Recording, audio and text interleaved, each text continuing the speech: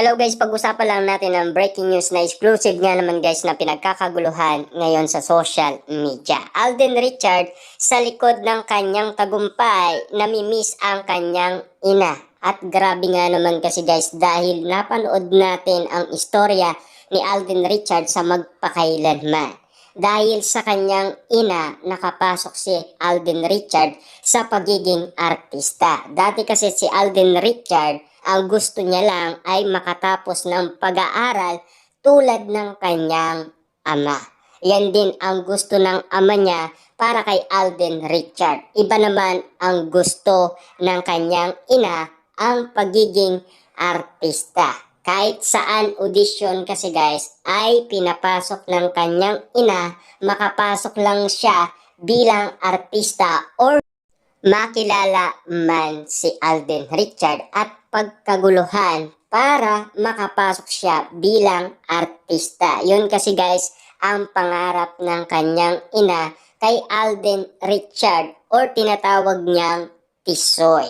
Diba? Kitang-kita naman natin guys kung papaano ang naging istorya ni Alden Richard sa magpakailanman. Nang dahil nga naman guys sa pangarap ng kanyang ina at sa mga payo ng kanyang ina kay Alden Richard at sa mga pangakong binitawan ni Alden Richard, siya ay nagpursige na makapasok sa pagiging artista. Hindi man siya pinalad sa Starstruck, pero meron pa rin nagbukas para sa kanya. At least, nakapasok siya sa teleserye at siyempre, nakalab team niya pa si Luis. Yun ay hindi na nakita or nasilayan man ng kanyang ina.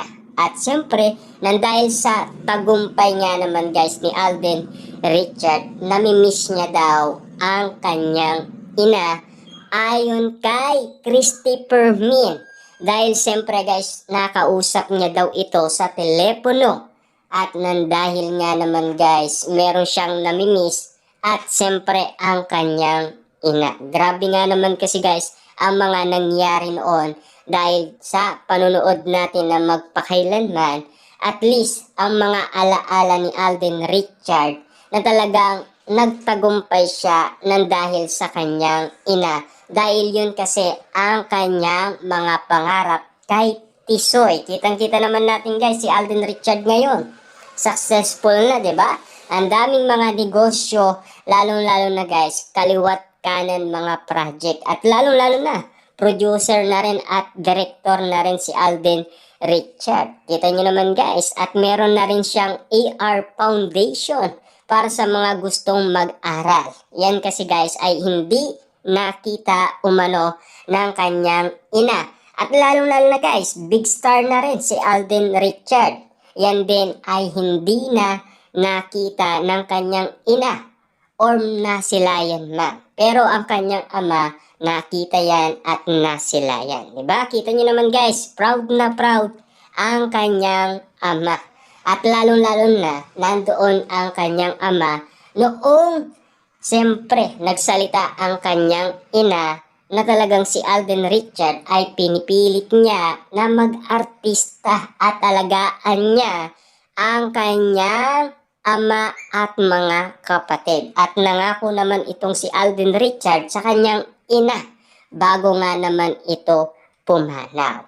At lalo-lalo na guys, hindi na silayan ng kanyang ina na siya ay pinagkakaguluhan ng maraming tao. Tulad na lang guys ng mga netizens, mga Capden fans, Alden Natics. Lalong-lalo na hindi niya nakita kung ano pa ang kayang ibuga ni Alden Richard. Tulad na lang guys sa pagiging artistaing anak. Diba? Kita nyo naman guys, no?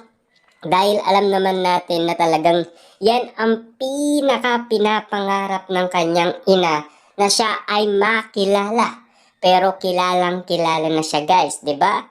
Sa Pilipinas, maging sa ibang bansa. Kita niyo naman guys, no? Alden Richard, bukod sa kanyang kagwapuhan, kabaitan, maginoo, pagiging gentleman, lahat ng mga ibang kababaihan gusto siyang jowain.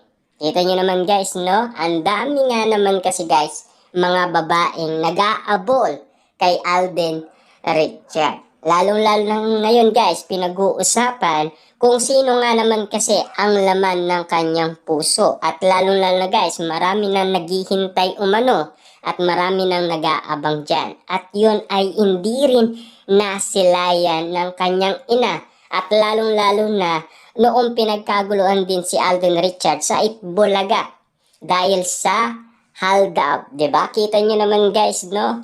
Ang dami nga naman mga fans ni Alden Richard at May Mendoza noon nang dahil sa hold-up fans, 'di ba? Kita niyo naman guys ang tagumpay at lalong-lalo na yung pinatayo ni Alden Richard na bahay, hindi rin nasilayan ng kanyang ina.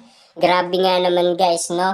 Talagang sobrang namimiss ni Alden Richard ang kanyang ina. At lalo-lalo na guys, yung mga negosyo niya, hindi rin nasilayan guys ng kanyang ina at pagiging producer niya at director. Grabe nga naman kasi guys, dahil sa tagumpay ni Alden Richard, isang tao lang ang kanyang namimiss, ang kanyang ina. At lalong-lalo na guys, kita nyo naman, habang siyang ay nag-aaral, siya ay nag-audition umano. Kahit mahirap, pinagpatuloy pa rin ni Alden Richard ang kanyang pagiging artista para lang makapag-audition. Kita nyo naman guys, no? Pinagbuksan talaga siya para makapasok bilang artista doon sa Alakdanan na teleserye at doon na mismo na kilala si Alden Richard at doon na lumitaw ang kagalingan ni Alden Richard bilang isang artista. At lalong-lalo na guys ha, ang mga naging kalaban ni Alden Richard sa audition ay mga artista rin.